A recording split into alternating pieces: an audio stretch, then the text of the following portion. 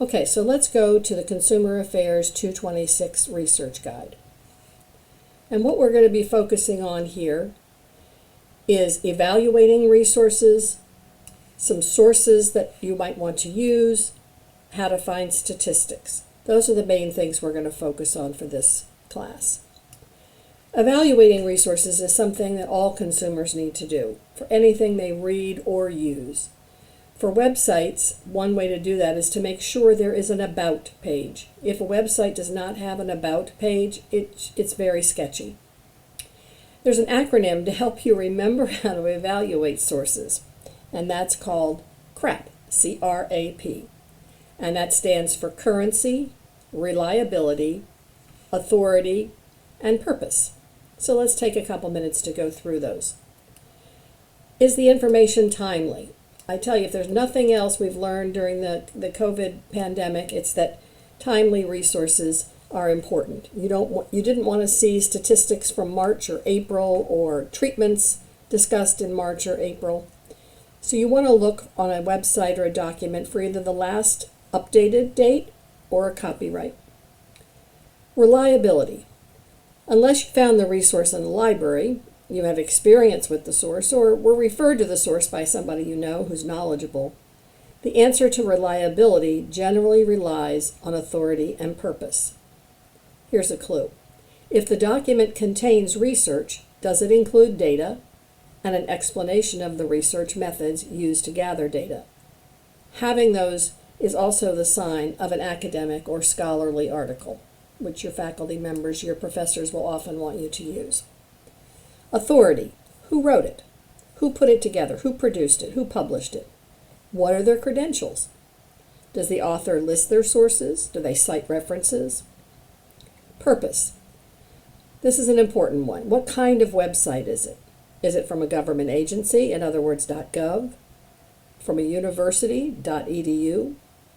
A nonprofit organization, .org? Is it a commercial website, .com? Does the website include advertising? And if so, are the ads clearly identified? Ads are not necessarily mean that the website isn't reliable. It's just that it has a commercial component to it, and you want to make sure the ads are clearly identified. Is the information on the website fact or opinion? If it's opinion, does the author acknowledge various points of view? Is the author trying to push an agenda? Let's take an example of 4 sources on COVID. We have a .gov, a .edu, a .com, and a .org. Let's start with the .gov.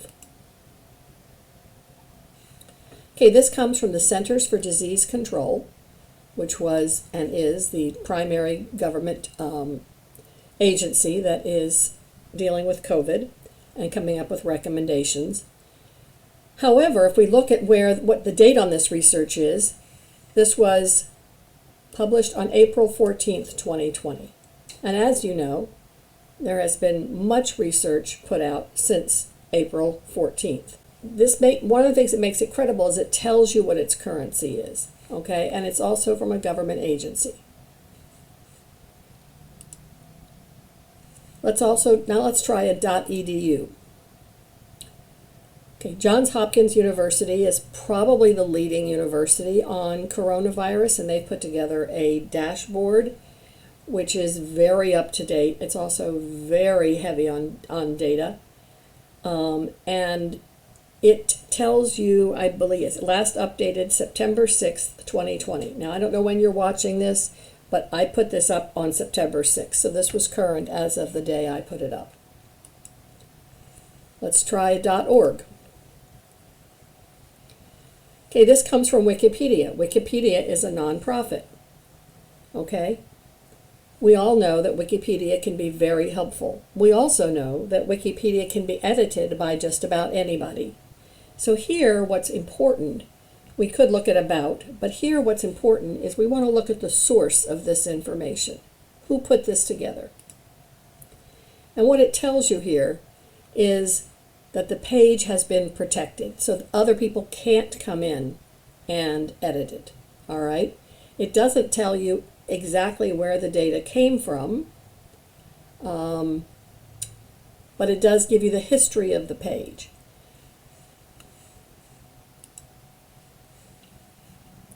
The next we're going to go to is .com. And this is Abbott Laboratories. And this is a drug company that is trying to make, they're big in COVID testing. I don't think they're also big in vaccines.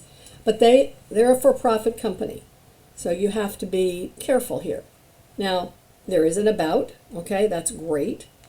If we look at, say, a news alert, hopefully it will have a date on it. And this has a date of September 1st, okay?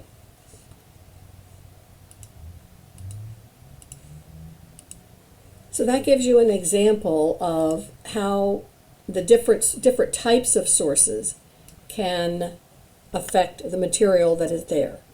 And we checked for their currency, their reliability, their authority, and their purpose, ever so briefly. The next thing we want to do is we want to use OneSearch. This is a very easy search box and search engine that's on the library homepage. It searches about 90% of the library's resources. That's its pluses.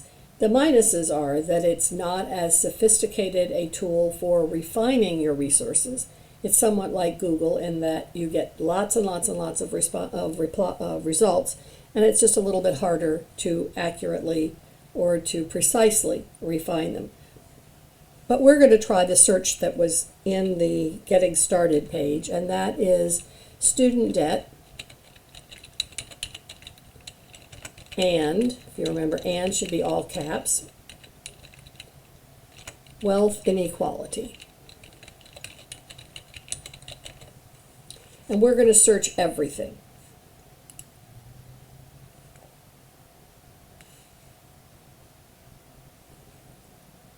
We're also going to sign in because that will give us more tools and access to more materials. You sign in using your Beach ID and your password. And here we see we got 47,507 results. So we have, however, we haven't used all of the terms that we might use for debt, student debt. It might be, authors may have written about student loans. So I'm going to put in student loans. And because we have it all in one search box here, I'm going to put parentheses around the concept of student debt or student loans and wealth inequality. So we're saying for this concept, we'll take either of these terms, and then we want it matched with wealth inequality. So this should increase our number of results. And it did. It increased it to 64,000. So that means it was good that we added that, because there's a lot of articles or books about student loans and wealth inequality that we would have been missing. Now, one of the ways that we can limit our research or filter it is we're going to put quotation marks around wealth inequality, because that's a fairly good established term. And we're going to okay, so I don't know quite why. Okay, so that lowered it from 64,000 down to 4,500. That seems like a big reduction, but that means that many of them did not have that phrase, wealth inequality. The next thing that we're going to do to filter our results is we're going to go over here to the left to the various filters. And the first thing I suggest you do is you look at the date. We probably don't need things back to 1930. So I'm going to change this to 2000, the last 20 years. Sometimes your professors will ask you to have research within a certain period of time. That knocked out a little bit, but not too much. You might want to take a look at books, because books and book chapters can be very useful to get an overview of a topic. So I'm going to look at book chapters. Wealth inequality in the United States, student debt effects on financial well-being, comparing trends in personal wealth inequality around the world. There's quite a bit here on wealth inequality, and presumably student debt or student loans is mentioned in that. I'm going to take the filter of book chapters off. And next I'm going to look for scholarly peer-reviewed journal articles. And that reduces it to 1,229 articles. Okay, so here, full text available. If you click on that, it's going to tell you where the full text is within the library system. It's in a database called Project Muse. You can also get an APA citation. You know, it's a computer-generated citation, so you have to be very careful about things like capitalization. And as you can see here, this is not accurate, but it's at least something to start with. You can also email it to yourself, print it. Things I highly recommend that you do. Not printing, but highly recommend that you email it to yourself so you don't lose a copy of the article. So this is the basic way that you use OneSearch. And as I said, there is a video on the 226 research guide that will go into a little bit more detail.